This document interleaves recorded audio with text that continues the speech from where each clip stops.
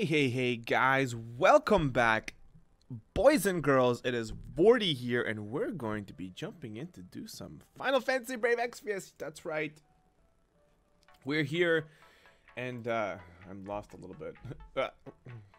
Need to lay off those drugs, Vortie. I was forgetting what I was gonna do. But anyways, guys, so here we are. We got some interesting news over the last couple of days. I think it's actually pretty cool, so hopefully you guys are psyched about this as well. If you haven't seen it already, make sure you go to Final Fantasy Brave Exvius's actual channel. They do provide some good updates now and then. And this time it's actually really good. They have actually provided to us that there's going to be a new collaboration and it's going to be with Tomb Raider. That's right, Tomb Raider. That's awesome. That is absolutely awesome. I didn't see this one coming. I could have never even guessed it. I mean, it's all owned by Square Enix, really, and they could pretty much do anything, any game that Square Enix has. So, or Squeenix, whatever you want to call them. So yeah, I mean, it's really cool. The thing that got me really interested in this event, obviously, there's going to be a banner that you can pull on and waste lapis on, and they do have 3 different units on there from what I remember. I didn't sit and study them, but they look pretty cool. I don't want to spoil too much, but essentially there's 3 units there. You can go watch that to take a look at it. When it is announced here for us, I will cover them because they look really cool. But Tomb Raider herself, like Lara Croft, so not Tomb Raider herself, but Lara Croft, like the main character, she's actually free.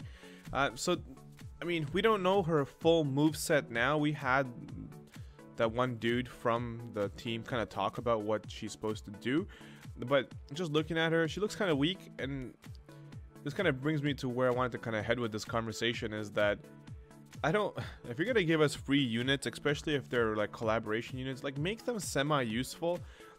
I know they're free, I get it, but if you're gonna give us a 5-star base unit, like, they better be pretty good. Like, if you're gonna give a free unit and you don't expect people to use them, like, and for have usefulness, then don't make them a 5-star base. Make them a 3-star base, and then people will have low expectations and be like, all right, whatever, who cares? This unit is a 3-star, and this is what we expect from a 3-star. But right now they're giving us like these 5-star units. They're like, oh my god, it's a free unit, it's a free 5-star, and you look at it, you're like, I can't even use this if I was a new player. But anyways, that's kind of how I feel about it. I was just wanted to rant a little bit, but we do get 2 opportunities to get Tomb Raider. One from the raid polls, and one for just logging in, so everybody gets her, which is great. And that brings me kind of into it. I already mentioned it. The next event we have, which starts on March 9th, is going to be a raid event. So our current event that we have right now, which is the Final Fantasy 15 event, that raid will end. There it is. It ends on oh, I missed it. Well, it says it right there, but anyways, it ends on March 9th. So it literally, this raid will end and the Tomb Raider event will begin right after. So we're gonna have back-to-back raid events, which is absolutely awesome. This is a chance for you to get extra items. So essentially, the pool for the raid, the only thing that changes is the unique items for crafting. Everything else stays the same. So like the cactuars you can get, the turtles you can get the 4-star tickets, you can get the 1-star Trust Moogles, you can get the 10-star Trust Moogles. I mean, I've already pulled around 700,000 coins for the raid, and I haven't gotten a single 10-star Trust Moogle. I don't think they have 5-star Trust Moogles in here at all. But either way, I haven't seen anything worthwhile. No tickets, none of that stuff. And I mean, like, right now, the bots are absolutely raping this boss right now. It went down to, like, 27 or 26, and then all of a sudden, boom, we were, like, level 32, and now it's dropping back down to 30. Let's see here. But yeah, so that's kind of cool. I'm actually going to do a run right now. I think I already showed you guys how I do this. It's fairly simple. There's my farming group. There's that group. There's this group. This is the group I'm running right now. So I'll do a run here, and then I'm going to do a pull as well. Maybe if I'm recording, maybe it's going to be good luck and I'll actually get something worthwhile. But I don't think so. Yeah, so that's really cool. I absolutely love the fact that it's going to be another raid event. I hope you guys are psyched about that too. Raid events are probably like the more easier ones to do and kind of manage, because you can do other things. Obviously right now it's a little bit complicated because I think I just did that backwards. I wasn't even paying attention. Way late. And it's gonna be, whoa, the lag fest on Nox is unbelievers. It is really, really bad. And if you're experiencing issues with Nox as well, I don't know what's up with them right now, but they're doo-doo. You might be better off using something like Mimu, like an emulator from Mimu, or BlueStacks. BlueStacks is pretty good too. They had some bunch of upgrades and overhauls, and BlueStacks has gotten a lot better. It's actually currently, I think, the most powerful platform for emulating. Wow, Vortie, you suck. You suckaroo. But yeah, it's currently the best platform for it. So it's good. So if you're having issues with Nox, you can use BlueStacks. It's pretty. It'll do you justice. And I believe that's currently the only platform that can play some of the newer games. If you're a Final Fantasy fan, the best one to kind of mention on that is going to be the Cydia Opera. That one can actually be run on BlueStacks. From what I last read on Reddit, looks like that's where it can be. Everybody else just can't support it, even no matter how much memory you give it to it. Alright, so we got 2,300 coins. Come. Finish. Let's see if we have the luck. Is Vortie's luck gonna be on the video or no? Summon. Alright. Oh, that's all I have. Actually, those are the only coins I had. I already wasted everything. So we got 2,300 coins. Are we gonna get anything? Nope, just one blue. Oh, I was Moogle plushie, whatever. Not a big deal. It's actually really good. And then for the scraps, we scavenged a bunch of scraps here. It was no good. Anyways, my luck precedes me no matter where I go. Now that I'm done whining about my luck, I did my daily pulls this morning. I did the free summon first, and then I did my my Final Fantasy 9 summon, which I got nothing for. But my free summon this morning, I ended up getting Lorraine, or however you guys want to call her. But anyways, for Lorraine, the general, the swordsman, I never had her before, and I got her off of the free summon, which is interesting because I actually, when I was kind of talking to you guys about the banner, I was saying, I'm like, man, I don't think I've ever gotten a rainbow, at least on the global version. I've never gotten a rainbow from the free summons, like when they give us, you have a week for free summons, to get something from it. That was actually really, really cool. So I ended up getting an actual unit. I wanted to let you guys know that's where I actually got that rainbow. I'm actually stoked about it. I was actually very, very happy this morning. When I saw it this morning, I was like, ooh, hello. So that was kind of cool. I still don't have any of the 5-star bases from Final Fantasy 9, and I got nothing from Final Fantasy 15, which is fine. No big deal. So now let's get to the meat and the bones of this video. I kind of told you a little bit about what's coming on March 9th. Also, before I forget, there are new enhancements coming. The biggest two memorable characters that you'll probably notice is going to be Tidus and Noctis are going to be getting their enhancements. Plus, there's a couple other units there that are probably pretty decent, but they escape my thinking process right now. So those are also coming, and that's also going to be available, I believe, Thursday morning, right after the update. Whatchamacallit. Enhancements are available right away, and any missions and all that stuff is available right away. So you'll get those immediately. But for March 9th, that's when we're going to get the new event. And make sure you farm it because it looks like it's going to be worth it. And now, I am going to show you how I do Final Fantasy 9 legendary raids, or what do you want to call it, the farming. Currently, if you have around 300%, you might be better off just farming elite.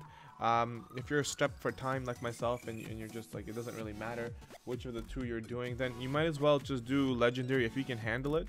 But this is what I'm doing. So I'll show you my units, and I'll show you kind of what I'm looking for. So what I look for a friend unit is obviously it has to be a Beatrice, preferably a Beatrice which is dual wielding and has attack around 700 or more. So this one here is dual wielding. It has no man kill or man eaters, so I'm not sure if I'm gonna bring that one along. She's the only man eater she's got is from Diablos. So if I go, where it is, there's Tarif. Tarif, I believe, is the one I like to use often every time it's up. Yeah, so you got Man Eater plus. It's got Diablos on, and it's got good enough gear for me to be able to kind of chain with them and wreck face. So we're gonna go here. We're gonna bring my farming party. So I don't have Beatrice. If I did, then I could have this whole party being a Final Fantasy 9 party because 2 Beatrices can really easily do this. But this is kind of the party I have. So here is my Stainer. He's the one who I maxed out, and I leveled him up. I gave him Martial Glove, Desk Earring, the Arania's Helmet, which is actually a very fun event and surprisingly very easy if you have an evasion unit. He's dual wielding Virtuous Contract, and pretty much just kind of giving him as much damage as I can, and I'm giving him Man Eater from Diablos, and then I have my carry, which is my Onion Knight. Same thing, bringing light weapons, and I'll show you why I'm bringing the light weapons for chaining. Man Eater here from his item, and then all of these guys here have an Excalibur and a pod. So you have this guy's got an Excalibur and a pod. This last guy is my tank in case I need to take damage for a turn because I'm, you know, maybe need MP or something. He's just there for tanking. And also I use them to kind of steal, because you can steal mithril swords off the last boss. All right, so let's go. So I do it this way. It's a lot easier on the phone. So I haven't actually done it on Nox at all. So this is gonna be very fun or interesting for me. But I do it on the phone. It's a lot easier. What I do first turn is I break these guys to make sure that I have them as weak as possible, because they're pretty beefy. And then what I do is I chain with my 3 guys, and then I will use the Beatrice as a finisher, because she has a hybrid move that finishes. So I'll bounce these guys off each other and then just shoot her off there, and that should be pretty good as long as these things don't lag up. Oh, 40, 0. Wow, this is so depressing looking at these numbers and making it so slow, because I'm not really sure if we're gonna smack these guys silly or if it's gonna actually not finish. For this dude, fairly simple. I don't have to use more than 2 units to attack this guy, so normally I will make the 2 big guys attack, and the rest of them I'm just gonna attack regularly. Normally it's enough just between the 2 to wipe that guy off. Really, the 2 hardest battles, at least for me, I'm not sure how you guys are doing, because you can actually escape these battles, each battle, and you can move along. The hardest battles for me are going to be anywhere where there's 2 units. So for example, when we're fighting these guys here, Thorn and Zorn, as well as the first one when you have a soldier and a black mage, they're a little bit difficult for me to clear out because my units aren't really super geared, and I'm too lazy to level them. So, I mean, I guess that's my excuse, I'm lazy. So same process as the first one, except this time I was using my Steiner to do an attack buff, so that everybody's buffed up. I just don't want these guys to live, because they are pains in the butt, because they do magic and they'll chain you super silly, and you just be like, oh well, what happened? There goes my whole units and they're all dead, and bam, right? So I don't want to take any chances with these guys, so I'm just gonna chain the crap out of them. Make it nice and easy. Nice and easy. Easy peasy. Alright, so next one's the dog.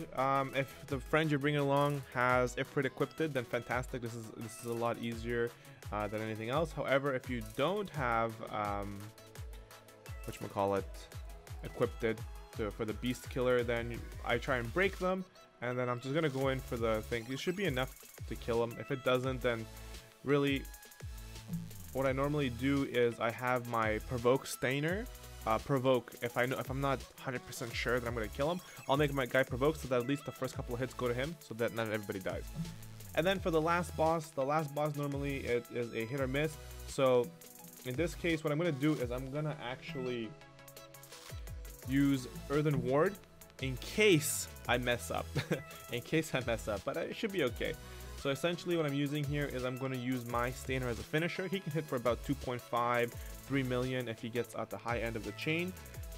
I normally don't even need a friend unit for this part, but because it's a video, I might as well die. Alright, so I'm going to queue him up, and then I'm going to queue the rest of these guys up. Hopefully with this lag, we might actually be able to catch Steiner's big hit at the end there. 1.9, I think. 1.9? Yeah, I think it was 1.9 million.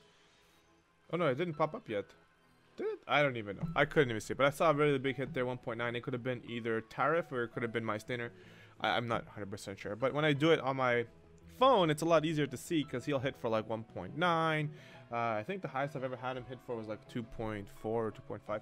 And I'm thinking of actually thinking of enhancing his limit burst all the way to max, because I love that limit burst where Vivi comes and helps him and stuff. It's actually really cool. So that is how I beat this fight, or the legendary one. Honestly, it's really all about chaining and having one AoE finisher. If you bring a Beatrice along, you're gonna be pretty good.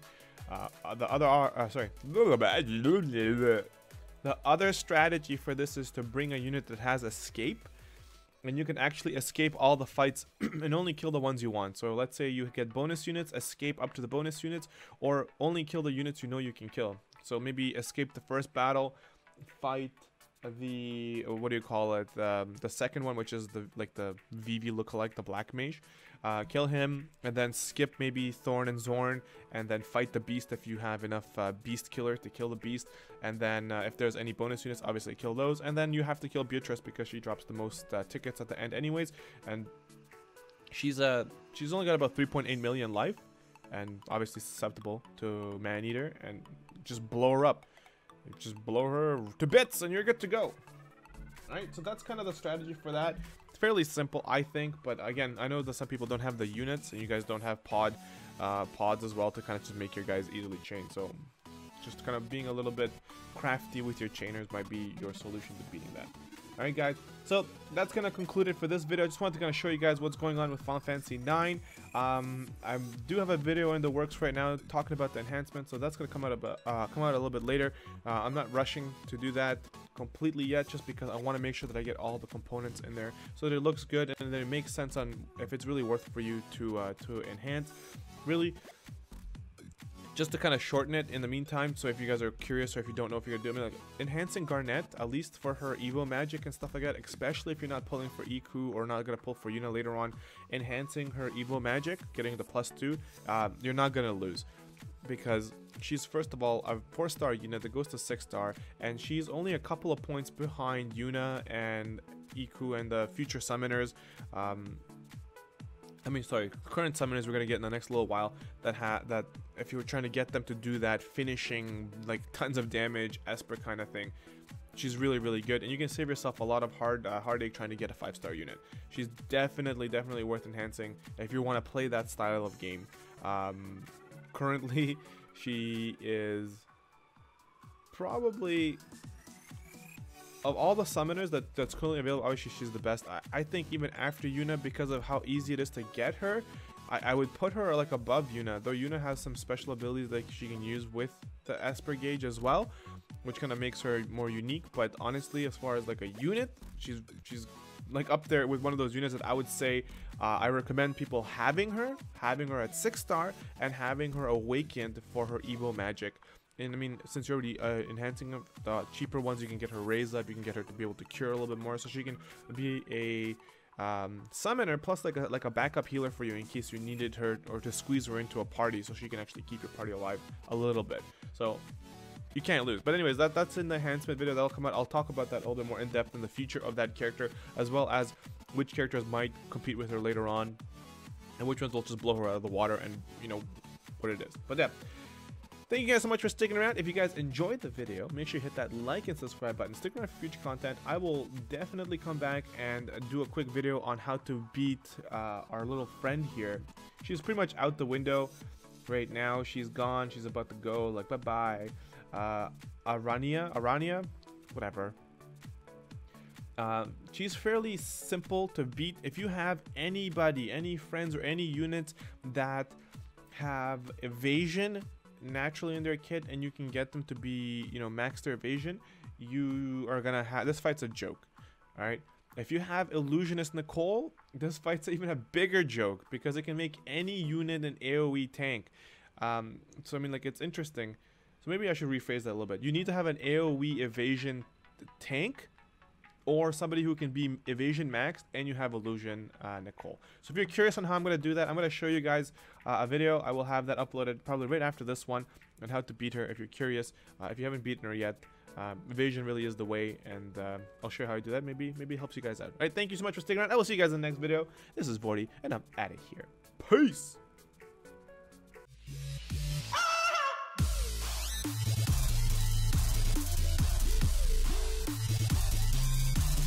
Aside.